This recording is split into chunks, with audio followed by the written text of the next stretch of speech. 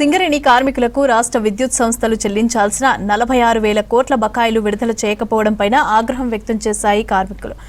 ఇక సిఐటియు సింగరేణి కార్మిక సంఘం ఆధ్వర్యంలో హైదరాబాద్ విద్యుత్ సౌధ ముందు ధర్నా చేశారు. ట్రాన్స్కో, జెన్కోలకు బొగ్గు సరఫరా చేసి విద్యుత్ ఉత్పత్తికి కృషి చేస్తున్నా ఇప్పుడు ఆర్థిక ఇబ్బందులు ఎదుర్కొంటున్నామని అన్నారు కార్మికులు.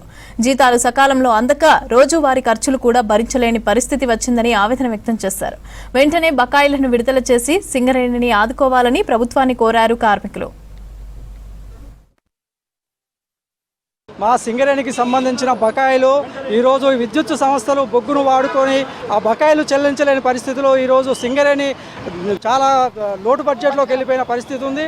ఈరోజు సింగరేణి కార్మికులకు రావాల్సిన జీతాలు ఇవ్వడానికి కూడా ఈరోజు సింగరేణి యాజమాన్యము ఇబ్బందులు పడుతున్న పరిస్థితి మేము చూస్తున్నాం. అదేవిధంగా కార్మికులకు సంబంధించిన సంక్షేమ కార్యక్రమాలు కానీ కార్మికులకు సంబంధించిన అనేక విషయాల మీద ఈరోజు మేనేజ్మెంట్ దగ్గర పోయి మెమోరాండాలు ఇస్తే మా దగ్గర డబ్బులు లేవనే పరిస్థితిలో ఈరోజు సింగరేణి యాజమాన్యం చెప్తా ఉంది. అందుకని చెప్పేసి విద్యుత్ సంస్థలు ఏవైతే ఉన్నాయో మా సింగరేణి బొగ్గును వాడుకొని 46,000 కోట్ల రూపాయలు ఈరోజు సింగరేణి సంస్థకి ఇవ్వాల్సిన అవసరం ఉంది. ఆ డబ్బులు ఇవ్వాలని చెప్పేసి సింగరేణి కాల్స్ ఎంప్లాయీస్ యూనియన్గా ఈరోజు డిమాండ్ చేస్తూ ఉన్నాం.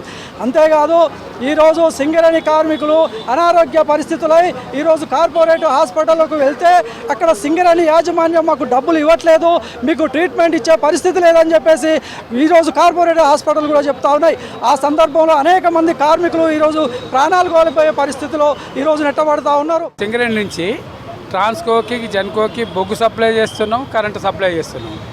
ఈ రెండు సప్లై చేసినందుకు వల్ల గత రాష్ట్ర ప్రభుత్వం కానీ 29,000 కోట్ల రూపాయలు బకాయి పెట్టిపోయింది.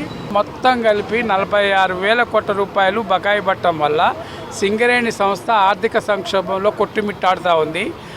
డబ్బులు లేక జీతభత్యాలు ఇవ్వలేని పరిస్థితికి నెట్టబడ్డది. ఉన్న ఫిక్స్డ్ డిపాజిట్లు మొత్తం కూడా సింగరేణికి ఉన్నటువంటి ఖాళీ అయిపోయినాయి. అంటే లాభాల్లో వచ్చే సంస్థ మొత్తం అవార్డు దేశీయంగా అంతర్జాతీయ అవార్డులు వచ్చే సంస్థ ఈ ట్రాన్స్కో, జెన్కో ద్వారా రావాల్సిన బకాయిలు ఇవ్వకపోవటం వల్ల మొత్తం సంక్షోభం, ఆర్థిక సంక్షోభంలో కూరుకుపోయింది. దీనివల్ల కొత్త బొగ్గు బ్లాకు తీసే పరిస్థితి లేదు. ఉన్న బొగ్గు బ్లాకులను కూడా ప్రైవేట్ వాళ్ళకి ఇస్తున్నారు. మరి ఇట్లా ప్రైవేట్ వాళ్ళకి ఇచ్చుకుంటా పోతే కార్మికులు ఏం కావాలి, సంస్థ ఏం కావాలి? మరి ఇంత మంచి సంస్థ, తెలంగాణలో గుండెకాయ లాంటి సంస్థని ఇట్లా నిర్వీర్యం చేస్తే అటు కేంద్ర ప్రభుత్వం బ్లాకులు ఇవ్వదు, ఉన్న బ్లాకులనే ప్రైవేట్ వాళ్ళకి ఇస్తావు. మరి ఇంత మంచి సంస్థ ప్రైవేటు పరం అయిపోతే సింగరేణి సంస్థ పోతే ఏం